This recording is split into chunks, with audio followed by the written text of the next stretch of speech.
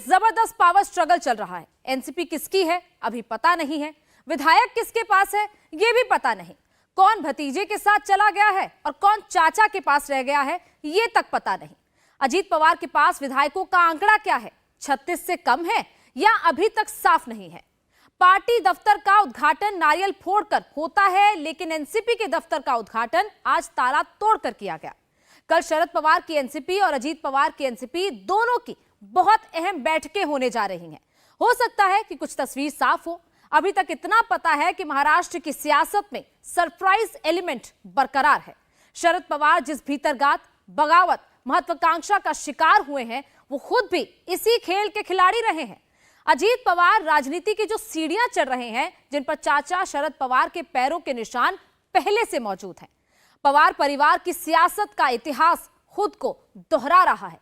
कैसे, ये रिपोर्ट देखिए।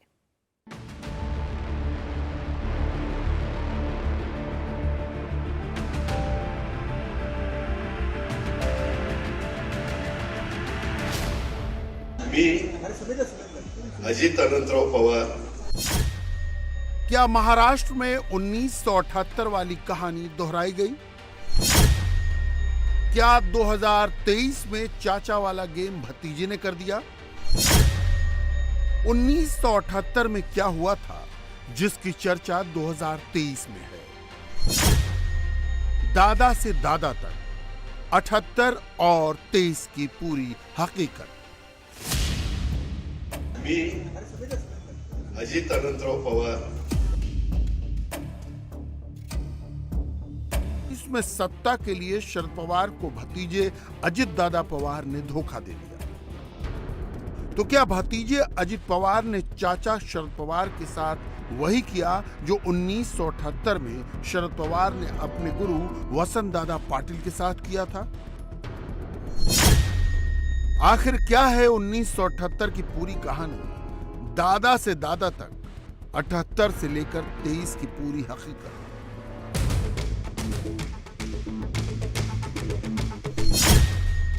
उन्नीस सौ 78 में महाराष्ट्र की सियासत की कहानी का मुख्य किरदार थे शरद पवार। 1978 वही साल था जब 38 के शरद पवार सबसे कम उम्र के मुख्यमंत्री बने थे। लेकिन तब शरद पवार के मुख्यमंत्री बनने की कहानी जबरदस्त उठापटक और तोड़फोड़ से भरी थी। जो आरोप आज अजित पवार पर लग रहा है, वो आरोप तब शरद पवार पर लग रहा था। जैसे अजित पवार ने आज शरद पवार को धोखा दिया, 1978 में वैसा ही धोखा शरद पवार ने अपने गुरु वसंत दादा पाटिल को दिया था। वो वक्त था इमरजेंसी के बाद पहले चुनाव का, जिसमें कांग्रेस की हालत बहुत ज्यादा पतली थी। दोपहर के बाद वो मैदान में थी। रेड्डी कांग्रेस, जिसके लीडर थे शंकर राव चौहान और ब्रह्मानंद रेड्डी। शरद पवार भी इसी पार्टी का हिस्सा थे। दूसरी तरफ थी इंदिरा गांधी की कांग्रेस, जिसमें नासिक राव त्रिपुरे जैसे सीनियर नेता थे। 1978 में जनता पार्टी के खिलाफ कांग्रेस के दोनों गुटों ने चुनाव लड़ा था। तब रेड्डी कांग्रेस को मिली थी 69 सीटें, इंदिरा कांग्रेस को मिली थी 62 सीटें और जनता पार्टी के हिस्से में आई थी 99 सीटें। लेकिन तब सरकार बनाने के लिए दिल्ली में रेड्डी कांग्रेस और इंदिरा कांग्रेस का गठबंधन हुआ। 7 मार्च 1978 को वसंत दादा पाटिल ने महाराष्ट्र के मुख्यमंत्री पद की शपथ ली। इंदिरा कांग्रेस के नेता नासिक राव को डिप्टी चीफ मिनिस्टर बनाया गया। शरद पवार इस सरकार में मिनिस्टर थे। लेकिन 4 महीने बाद ही शरद पवार ने सुशील कुमार शिंदे समेत 40 विधायकों के साथ बगावत कर दी। शरद पवार की इस बगावत से वसंत दादा पाटिल की सरकार अल्पमत में आकर गिर गई।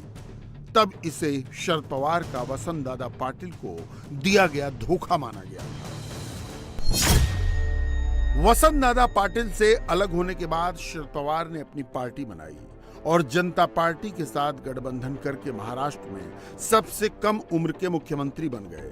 हालांकि शरद पवार की यह सरकार ज्यादा दिन नहीं चली 18 महीने बाद इंदिरा गांधी ने दोबारा प्रधानमंत्री बनते ही 17 फरवरी 1980 को शरद पवार की सरकार बर्खास्त कर दी।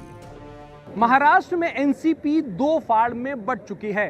भतीजे अजीत पवार की बगावत के बाद शरद पवार अकेले पड़ते हुए दिखाई दे रहे हैं। लेकिन पिछले 3 दिनों में महाराष्ट्र में जो राजनीतिक घटनाक्रम घटा है उसने साल 1978 की याद दिला दी है। साल 1978 में शरद पवार पर भी वही आरोप लगे थे जो आज अजीत पवार पर लग रहे हैं, यानी कि धोखा देने के आरोप। साल 1978 में शरद पवार ने तत्कालीन मुख्यमंत्री और अपने गुरु से अलग होते हुए 40 विधायकों को भी साथ में लिया, उनकी सरकार गिरा दी और खुद जनता पार्टी सरकार बना ली। साल 1978 में जनता पार्टी की मदद से सरकार बनाकर शरद पवार तब सबसे कम उम्र के महाराष्ट्र के मुख्यमंत्री बने थे। हालांकि 18 महीने बाद दोबारा प्रधानमंत्री बनते ही इंदिरा गांधी ने शरद पवार की सरकार को 17 फरवरी 1980 को बर्खास्त कर दिया था। लेकिन आरोप जो आज अजीत पवार पे लग रहे हैं धोखा देने के, तब यही आरोप शरद पवार पर लगे थे। दादा आप संघर्ष करो, हम तुम्हारे साथ हैं। महाराष्ट्र का एकच वादा, अरे महाराष्ट्राचा एकच वादा, अरे महाराष्ट्राचा एकच वादा। जो 1978 में शरद पवार ने वसंत दादा पाटिल के साथ किया था वही अब उनके साथ हो रहा है। महाराष्ट्र में राष्ट्रवादी कांग्रेस पार्टी में दो फाड़ हो चुका है। पावर के गेम में पवार परिवार बंट गया है। शरद पवार का नारा लगाने वाला एनसीपी का वर्कर अजित दादा पवार के नाम का जयघोष कर रहा है। अब सवाल इस बात का है, क्या 2023 में भतीजे ने चाचा की पार्टी को हाईजैक कर लिया है? माना जा रहा है कि कल इस सवाल का जवाब भी मिल जाएगा, क्योंकि कल शरद पवार और अजित पवार दोनों ही गुटों की बैठक होने वाली है और दोनों ही नेताओं ने सभी विधायकों और सांसदों को बुलाकर शक्ति प्रदर्शन की तैयारी कर ली है। कल का दिन काफी अहम है। कितने विधायक रहेंगे साथ में, क्योंकि सामने से दावा किया जा रहा है कि सिर्फ 9 जिन्होंने शपथ लिए मंत्री बने उनके सिवा कोई वहां पे रहेगा। तो कल देखिए ना, आइए ना भाई। ये क्या उनकी तरफ से प्रयास किया जा रहा है, विधायकों को नेताओं को कांटेक्ट करने का प्रयास किया जा रहा है? वो तो प्रयास करेंगे तो भी हमें भी अगर कांटेक्ट करें तो हम भी, हमारे गुरु है पवार साहब, हम भी तो नमस्कार करने जाएंगे, उनको नमस्कार करेंगे। लेकिन अब स्पीकर के पास मामला गया है, चुनाव आयोग में पिटीशन दाखिल हुए। हाँ तो वो तो कल बोल दिया ना कि ये कानून है, तो कानून जो है अपने अपने जो काम करेगा। बीते रविवार यानी 2 जुलाई को 8 विधायकों के साथ मंत्री पद की शपथ लेने के बाद अजित पवार और बाकी बागियों को शरद पवार ने एनसीपी से बाहर का रास्ता दिखा दिया था। हालांकि चाचा के इस कदम के बाद भतीजे अजित पवार ने पार्टी पर ही दावा ठोक दिया। आज अजित पवार कैबिनेट की बैठक में भी शामिल हुए और मंत्रालय के ठीक सामने अपने नए पार्टी दफ्तर का उद्घाटन भी कर दिया। सबसे बड़ी बात, इस नए दफ्तर के बाहर बोर्ड भी राष्ट्रवादी कांग्रेस पार्टी महाराष्ट्र प्रदेश का ही लगाया गया। और उद्घाटन के बाद अजित पवार ने लोकसभा सांसद सुनील तटकरे को महाराष्ट्र में एनसीपी के प्रदेश अध्यक्ष का पदभार भी ग्रहण करवा दिया, जिसके बाद शरद पवार ने इसे लेकर नाराजगी भी जाहिर की। इजाजत के बगैर उनकी तस्वीर का इस्तेमाल न करने की चेतावनी दी। शरद पवार ने कहा कि वो जिस पक्ष के राष्ट्रीय अध्यक्ष हैं, सिर्फ वही पक्ष उनकी तस्वीर का इस्तेमाल कर सकता है। और सबसे बड़ी बात, एनसीपी की महाराष्ट्र इकाई के अध्यक्ष जयंत पाटिल हैं। हालांकि आज जिस दफ्तर का उद्घाटन हुआ, वहां उद्घाटन से पहले अच्छा खासा हंगामा हुआ। अजित पवार समर्थकों ने आरोप लगाया कि पीडब्ल्यूडी विभाग ने उन्हें दफ्तर की चाबी नहीं सौंपी। अजित पवार गुट के कार्यकर्ता बड़ी संख्या में नए दफ्तर पहुंच गए और चाबी न मिलने पर खुद ही दफ्तर का ताला तोड़ डाला। दादा आप संघर्ष करो, हम तुम्हारे साथ हैं। महाराष्ट्र का एकच वादा, अरे महाराष्ट्राचा एकच वादा, अरे महाराष्ट्राचा एकच वादा। जिसके बाद नए दफ्तर में काफी देर तक अजित पवार के समर्थन में नारेबाजी हुई। महाराष्ट्र का एक ही दादा, अजित दादा के नारे लगाए गए। अजित पवार भी वहां पहुंचे और पार्टी दफ्तर का उद्घाटन किया। एनसीपी में फूट के बाद एनसीपी को एक नया कार्यालय मिला और आज सुबह ही यहाँ पर एक ड्रामा देखने मिला, जहाँ पर कार्यालय बंद था और ताला खुल नहीं रहा था, जिसके बाद एनसीपी के जो पदाधिकारी हैं उन्होंने पीडब्ल्यूडी के कर्मचारियों को फ़ोन किया। हालांकि उन्हें आने में देर हो रही थी और एनसीपी के कार्यकर्ता बरसात में भीग रहे थे, जिसके बाद इस पर आप ताले को देख सकते हैं, ये ताला तोड़ने की कोशिश की जा रही थी और इस बाइक पे आपको पत्थर दिखाई दे रहा होगा, इस पत्थर का इस्तेमाल किया जा रहा था। हालांकि कुछ देर बाद पीडब्ल्यूडी मेन डोर देख रहे हैं, उसके बाद एनसीपी के कुछ कार्यकर्ताओं ने मेन डोर को ज़ोर से पुश किया और फिर उसके बाद ये जो मेन डोर है वो किसी तरह से टूट गया और फिर जो एनसीपी के लोग थे वो अंदर जाने में सफल हो गए। एनसीपी में अजित दादा पवार की बगावत ने इस वक्त केवल शरद पवार की नींद नहीं उड़ाई, बल्कि महाविकास आघाड़ी के दो और सहयोगी शिवसेना, उद्धव और कांग्रेस की नींद भी उड़ी हुई है। दोनों दलों में बैठकों का दौर चल रहा है। शरद पवार से मुलाकातों का सिलसिला भी शुरू हो गया है।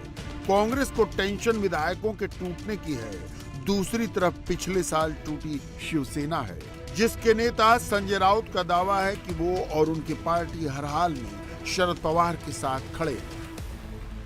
शरद पवार अकेले नहीं पड़ गए, हम उनके साथ हैं और वो मजबूत है। पवार साहब को मैं बहुत सालों से जानता हूँ, पहचानता हूँ।